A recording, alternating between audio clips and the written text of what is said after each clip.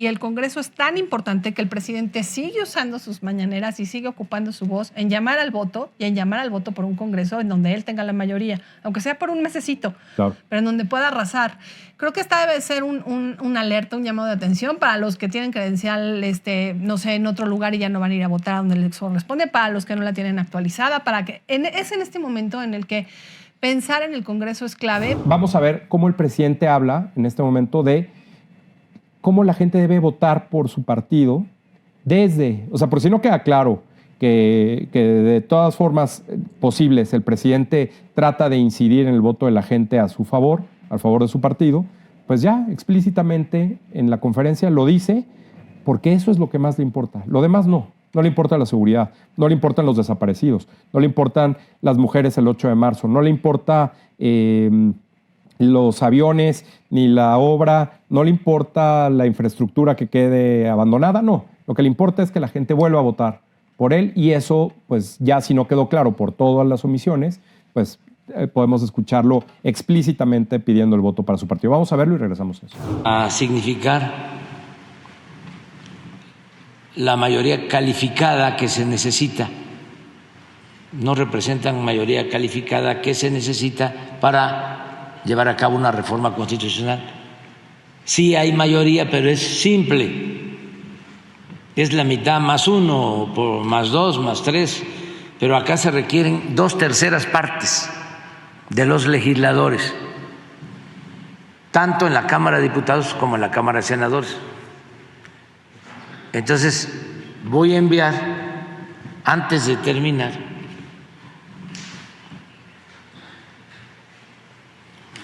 o antes de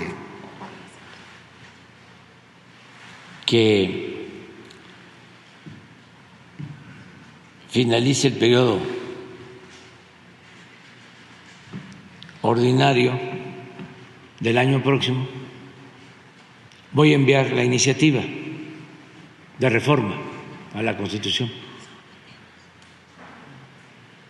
Y ojalá y se tenga mayoría calificada para que el pueblo sea el que lleve a cabo la reforma del Poder Judicial.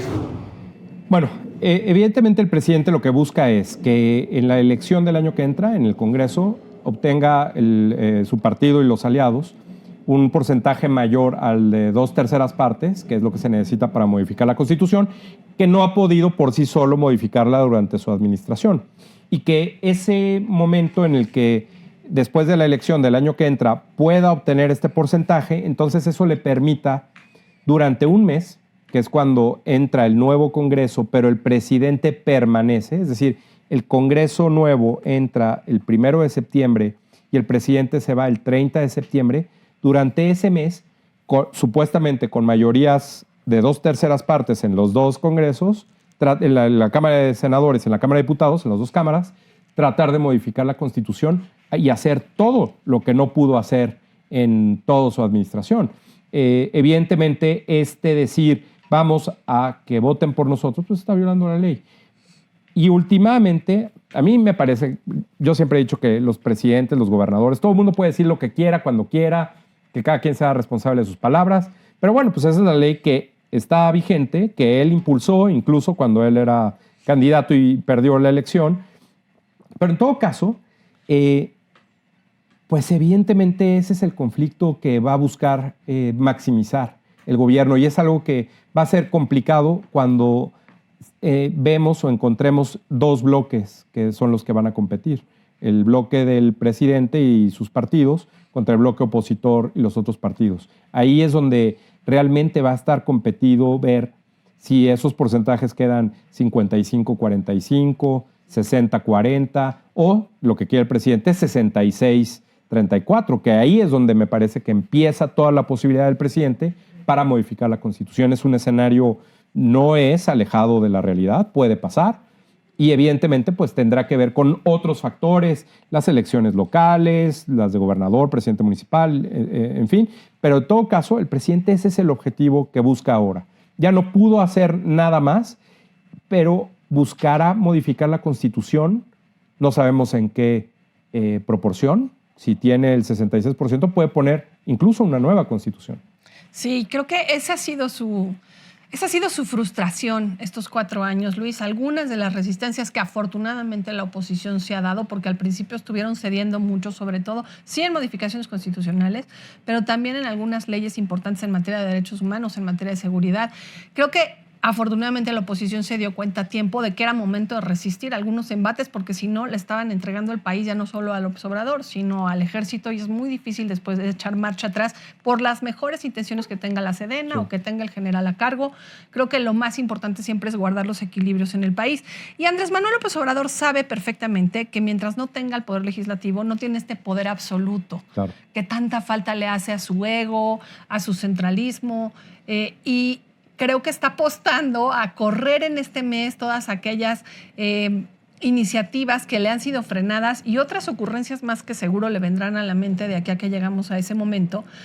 Por lo que, pues, nunca está de más saber que el voto es importante. Yo creo que, aunque de repente demos por cantada la idea de que Morena va a arrasar todavía en las próximas elecciones por esta legitimidad que conserva el presidente Andrés Manuel López Obrador y que puede arrastrarle de alguna manera a Claudia Sheinbaum, yo todavía dejaría la duda presente. Creo que nada está totalmente cantado nunca, pero a lo que sí tendríamos que apostar es a contrapesos. Y el Congreso es tan importante que el presidente sigue usando sus mañaneras y sigue ocupando su voz en llamar al voto y en llamar al voto por un Congreso en donde él tenga la mayoría, aunque sea por un mesecito, pero en donde pueda arrasar.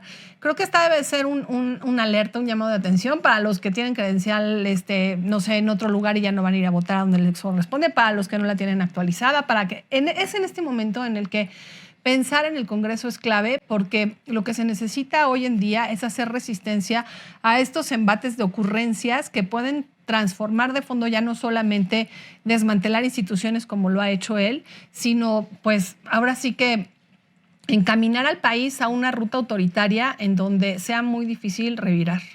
Porque además es difícil construir mayorías, lo sabemos desde 1997, que fue el primer Congreso que no tuvo un partido la mayoría absoluta en el Congreso, y que ha sido pues también lo que ha acompañado a otros presidentes y que ha de alguna forma impedido que pudieran avanzar en la ruta que ellos quisieran. No era una cuestión de la oposición, era una cuestión de votos en el Congreso.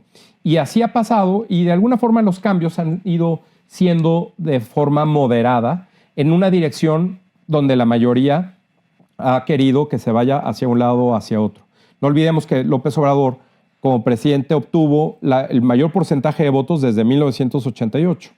Y ese porcentaje es lo que le dio esta fuerza de tener una casi mayoría que le permitió de alguna forma negociar con otros partidos para impulsar algunas reformas constitucionales, la Guardia Nacional, por ejemplo, y otras. Pero en este caso concreto, el presidente quiere todo.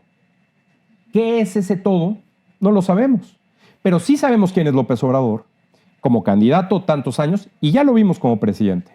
¿Qué puede querer López Obrador? Pues como dices, ocurrencias, cuestiones que no están probadas, que ya probaron, lo que ya está probado es que no funcionaron, que el propio presidente está frustrado, enojado. Eso es lo que nos traería un escenario en el cual el presidente pudiera modificar la Constitución como él quiere, y eso es muy arriesgado.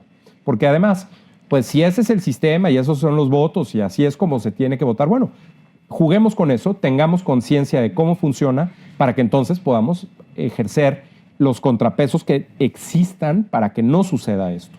Creo que lo que mencionas es muy importante, hay que estar muy atentos de cuáles son los requisitos que se necesitan para tener la credencial para votar actualizada. Votar es, entiendo que a veces puede ser una flojera, pero es el trámite más importante para poder entonces hablar después de las consecuencias que tiene una acción como esta en una elección que pues, me parece va a ser crucial. Puede ser quizá la elección más importante de los últimos años, décadas en México. Y creo que pasa por esta, llamémosle, amenaza del presidente López Obrador, de decir, si ustedes me dan la mayoría absoluta, yo me encargo en un mes de hacer lo que yo quiera, cualquier cosa que eso signifique. Y eso pues es muy peligroso, creo.